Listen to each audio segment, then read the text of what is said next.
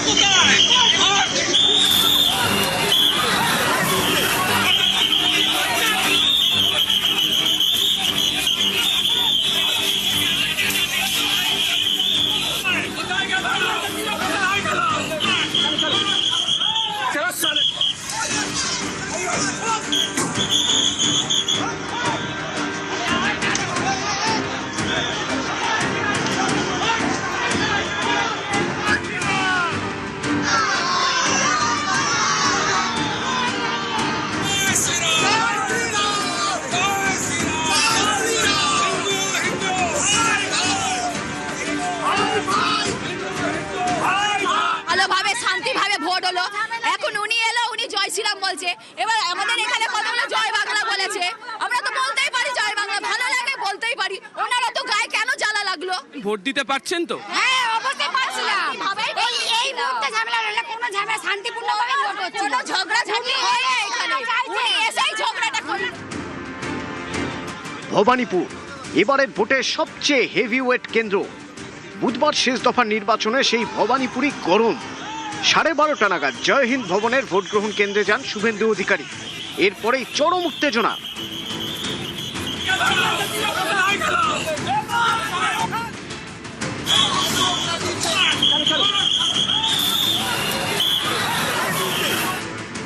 গন্ডগোলের সূত্রপাত স্লোগান পাল্টা স্লোগানকে কেন্দ্র করে। শুভেন্দু অধিকারী ভোট গ্রহণ কেন্দ্রে পৌঁছতেই স্লোগান পাল্টা স্লোগান শুরু হয়।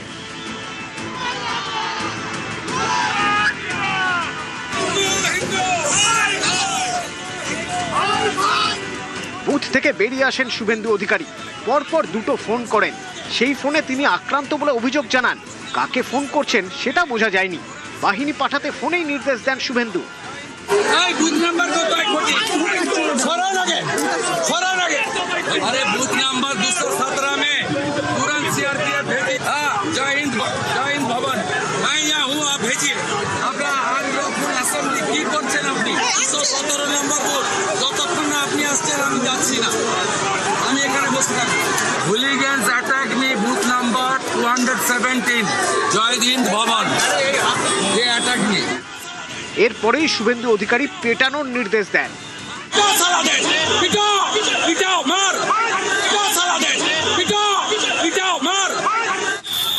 এরপরে কেন্দ্রীয় বাহিনী ও পুলিশ লাঠিচার্জ শুরু করে।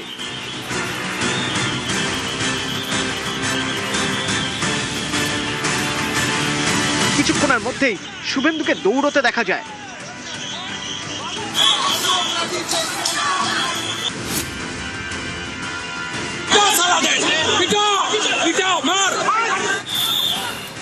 নিউজ 18 বাংলা।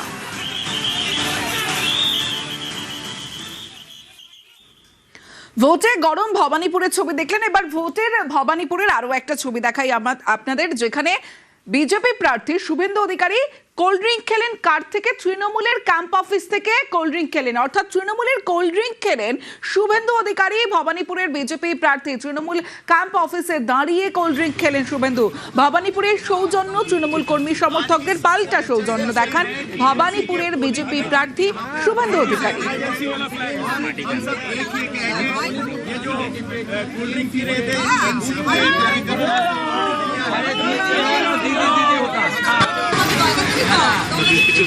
आज की सबसे दिलचस्प तस्वीर है टीएमसी के पोलिंग एजेंट यहाँ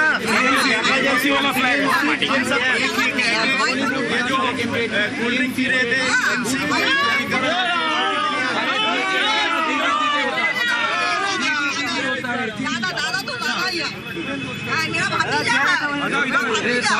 एक साथ रहना चाहिए एक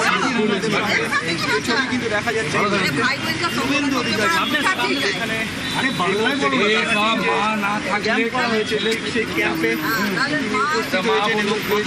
ঝান্ডা কি রাখে এগুলো টেম্পোরারি শুভেন্দু অধিকারীকে আমরা শুভেন্দু অধিকারী এখানে দেখতে পাচ্ছি যে তিনি এসেছেন এবং আরো একটি ভোট কেন্দ্র পরিদর্শন। আরে যান তৃণমূলের একটি ক্যাম্পে কার্যত আমি তো হেঁটেই ঘুরছিলাম, আমাকে হাত ধরে এক দিদি ডেকে নিয়ে গিয়ে, আমি খাই না কোল্ড ড্রিঙ্কস, কিন্তু দিদির এত আপ্যায়ন আমাকে গলায় কোল্ড ড্রিঙ্কসটা ঢালতে হয়েছে, মানে তার আবদারটা রাখতে গিয়ে। ছোট ছোট ঘটনাতে আমার মনে হয়েছে তৃণমূল কংগ্রেসের মালিকরা তো সন্ত্রস্ত আর প্রকৃত কর্মীরা পরিবর্তনের পক্ষে।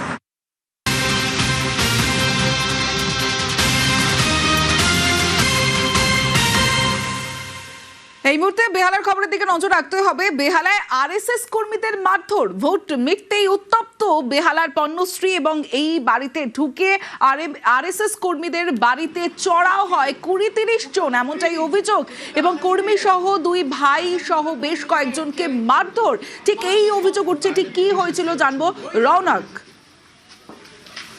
পণ্যশ্রী এলাকায় এই আরএসএস এর সদস্য অভিজিৎ ব্রহ্ম এবং প্রসেনজিৎ ব্রহ্ম, তাদের বাড়িতে 20 থেকে 30 জন চড়াও হয় এবং তাদেরকে বেধড়ক মারধর করা হয়। তাদের পরিবারের দাবি যারা মারধর করেছে সকলেই স্থানীয় তৃণমূল কর্মী, এবং শুধু তাই নয়, হঠাৎই তাদেরকে 8টা নাগাদ বাড়ির বাইরে ডাকা হয়, বাইরে গেলেই লাঠি নিয়ে তাদের উপর বেধড়ক মারধর করা হয়। এবং যেটা জানা যাচ্ছে, আমরা এর মধ্যে যিনি প্রসেনজিৎ বক্সি, তিনি গতকালকে বিজেপির পোলিং এজেন্ট হয়ে বেহালা পশ্চিমের 154 নম্বর বুথে বসেছিলেন।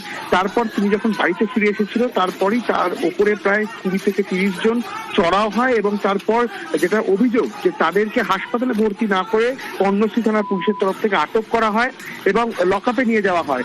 সেক্ষেত্রে যারা মারধর করেছে তাদের বিরুদ্ধে এখনো পর্যন্ত কোনো ব্যবস্থা নেওয়া হয়নি, এমনটাই কিন্তু তার পরিবারের তরফ থেকে অভিযোগ করা হয়েছে, যদিও গোটা বিষয়টি ইতিমধ্যে পণ্যশ্রী থানার পুলিশ দিয়ে দেখছে।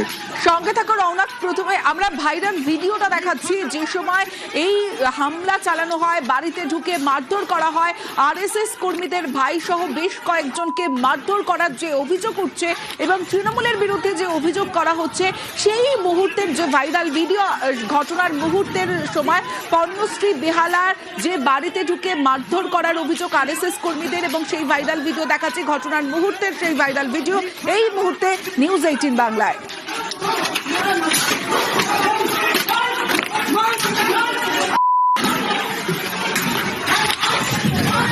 ভোট শেষ হয়ে গেছে, সব চলে গেছে। আমার 2টো ছেলে, না এরা কেউ বিজেপি করে না, এরা আরএসএস। ওর সাথে গদাই বলে একটা ছেলে ছিল, তাকে চড় মারলো তৃণমূলের ছেলে।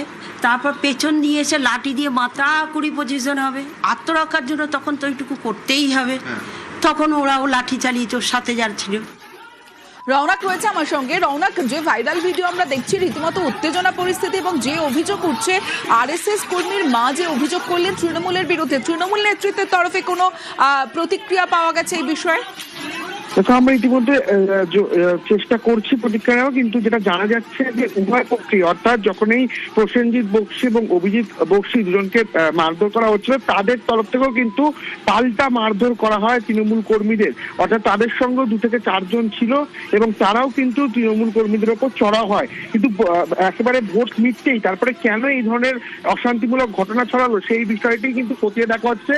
যদিও 2 পক্ষের মধ্যেই যে হাতাহাতির চিত্র, সেই চিত্র কিন্তু দেখা যাচ্ছে যে ভিডিও ফুটেজ সামনে এসছে। সেক্ষেত্রে পরিবারের যেমনটা অভিযোগ, তার 2 ছেলের ওপরে স্থানীয় তৃণমূল কর্মীরা এসে হঠাৎ চড়া হয়। কিন্তু কেন এই ঘটনা ঘটলো, ঘটনার সূত্রপাত কি? কারণ এই বেহালা পশ্চিমেই গতকাল রাতে দেখা গেছিল যে প্রাক্তন কাউন্সিলর, তাকেও তৃণমূলের যে প্রাক্তন কাউন্সিলর, তাকে বেধড়ক মারধর করা ছিল। এমনই সেই মারধর করা হয়, তাকে পরবর্তীকালে কিন্তু হাসপাতালেও ভর্তি করা হয়। সেক্ষেত্রে এই ঘটনার সূত্রপাত কি, গোটা বিষয়টি কিন্তু ইতিমধ্যে পুলিশের তরফ থেকে খতিয়ে দেখা হচ্ছে। কি মনে হচ্ছে এই ঘটনার সঙ্গে এই ঘটনার কি কোনো যোগ থাকতে পারে?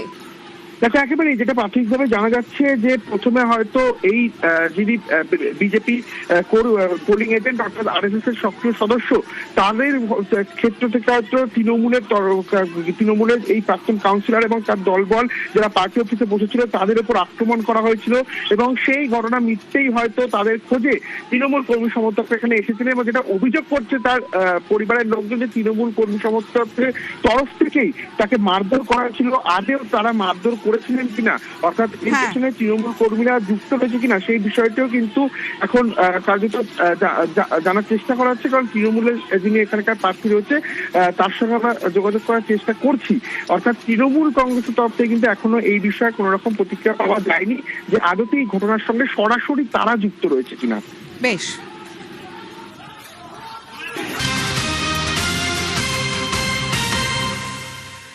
দ্বিতীয় অর্থাৎ শেষ দফার ভোট আর তারপরেই রাতে বেহালা পশ্চিমে রীতিমতো উত্তেজনা, যেখানে প্রাক্তন কাউন্সিলরের মাথা ফাটিয়ে দেওয়া হয়েছে এমনটা অভিযোগ। বেহালা পশ্চিমের রামকৃষ্ণপল্লীতে আক্রান্ত তৃণমূলের ওপর হামলার অভিযোগ। বিজেপির বিরুদ্ধে ইভিএম নিয়ে যাওয়ার সময় লাঠি ইট নিয়ে বাধা, প্রতিবাদ করায় ইট বৃষ্টি লাঠি নিয়েও হামলা।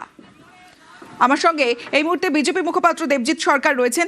দেবজিৎ বাবু, এই যে বেহালা পশ্চিমের যে ঘটনা, যেখানে প্রাক্তন কাউন্সিলর তার মাথা ফাটিয়ে দেওয়ার অভিযোগ বিজেপির বিরুদ্ধে, তা মিথ্যে কথা। এনারাই আসলে এসেছিলেন আক্রমণ করতে।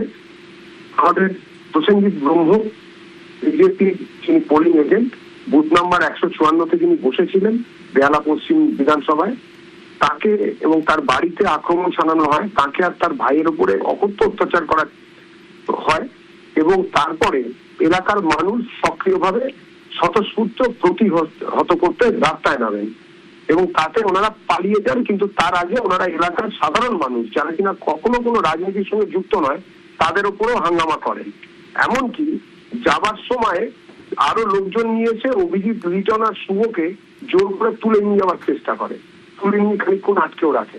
এইসব কাজকর্মের জন্য যেসব লোকেরা এসেছিল তাদেরকে আইডেন্টিফাই করা হয়েছে এবং আমরা পুলিশের কাছে কমপ্লেন জানিয়েছি। আইনের পথে চলবে। দেবজিৎ বাবু সঙ্গে থাকুন, আরো একটা খবরের আপডেট আপনার থেকে প্রতিক্রিয়া নেব। যে ছবি এই মুহূর্তে আপনাদের দেখাচ্ছে রাসবিহারীর ছবি। ভোটের পরে উত্তেজনা রাসবিহারীতে, বুথের কাছে মারধরের অভিযোগ। আধা সেনার বিরুদ্ধে তৃণমূল কর্মীদের উপর চড়াও হয়ে মার। দেবাশিস কুমার এই ঘটনার বিষয়ে কি বলেছেন প্রথমে শুনবো। 6:45 নির্বাচন শেষ হয়ে গেছে।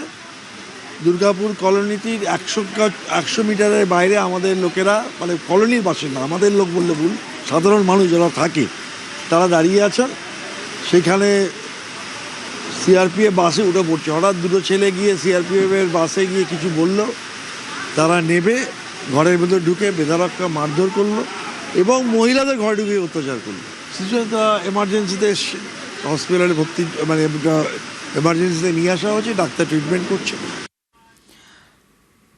কেন্দ্রীয় বাহিনীর বিরুদ্ধে অভিযোগ, যেখানে আধা সেনার বিরুদ্ধে যে অভিযোগ, যেখানে মহিলাদেরও মারধর করা হয়েছে এমনটাও অভিযোগ করলেন দেবাশিস কুমার। এবং তৃণমূল কর্মীদের উপর চড়াও হয়ে মার, গাড়ি থেকে নেমে বেধড়ক লাঠি চার্জের অভিযোগ, বাড়ির মধ্যে ঢুকেও মারধরের অভিযোগ মহিলাদের, এমনটাই অভিযোগ করলেন দেবাশিস কুমার। এমনটা অভিযোগ করলেন যে বিজেপি হারবে বলেই এই হামলা বাহিনী।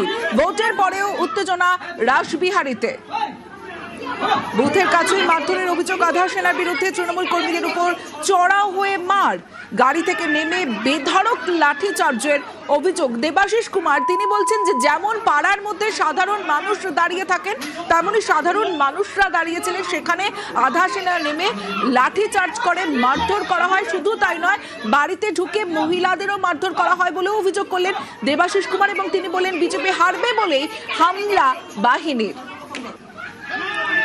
ভোটের পরে উত্তেজনা রাসবিহারীতে, যে ছবি আপনাদের দেখাচ্ছি, তৃণমূল কর্মীদের উপর চড়াও হয়ে মার, বুথের কাছেই মারধরের অভিযোগ আধা সেনার বিরুদ্ধে, গাড়ি থেকে নেমে বেধড়ক লাঠি চার্জের অভিযোগ। এবং দেবাশিস কুমার তিনি বললেন যে বিজেপি হারবে বলেই আধা সেনা বাহিনীর এই হামলা। শুধু তাই নয়, সাধারণ মানুষ, সেই সাধারণ মানুষ যারা পাড়ার মধ্যে থাকেন তারাই দাঁড়িয়েছিলেন। সে সময় অতর্কিতে এইভাবে মারধর করা হয়, গাড়ি থেকে নেমে চড়াও হন আধা সেনার কর্মীরা।